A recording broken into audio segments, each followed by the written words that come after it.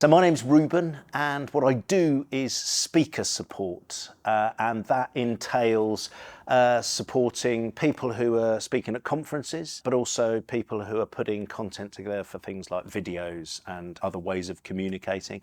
It involves a little bit of kind of storytelling capabilities. There's a performance element to it. There's a big part of what I do is also helping people distill things down into more easily understandable chunks of information or content, all the way through to even helping them to create presentations, which I suppose is the more visual side of the whole creative process. By accident, I'm not sure if that's how most creatives say they got into the creative industry, but my way was by accident. I happened to be living at the time with a university friend who was doing a bit of public relations. I didn't have anything to do at that particular time, so I was invited into the office to stuff a few envelopes back in the day before the internet, where everything was sent out or faxed to people. It kind of went from there. I happened to have long hair at the time, as you can see. That hasn't changed dramatically, which made them think I must be in some way a creative person. I ended up getting involved in things like brainstorms, putting copy together, creating content, I suppose, which went on. I then became a de facto creative director at a few PR agencies. And that's what took me to what I'm doing now, which is helping, as I said, helping people communicate at scale, shall we say.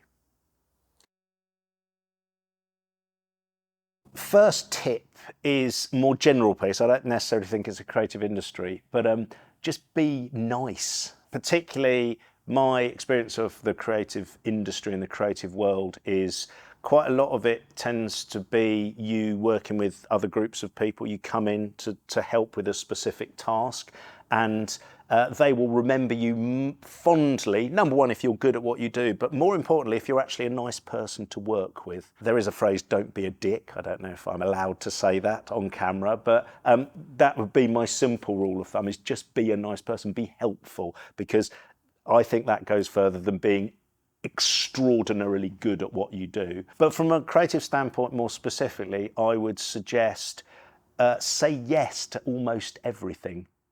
For me anyway, creativity is what happens when lots of different things and perspectives and ideas come together to create something new, and you only get access to those perspectives, those different voices, if you say yes to stuff that is slightly out of your comfort zone, to going to places, to meeting people, to doing things that you wouldn't necessarily ordinarily do. So it is a bit of a bind. It means you'll quite often end up doing something you hate or that's insanely boring, but at the same time, I think it all helps put together a more, number one, a more creative individual, but actually you will be surprised at how many opportunities come out of you being in the right place at the right time. And that only happens if you've said yes to enable you to be in that place at that particular time.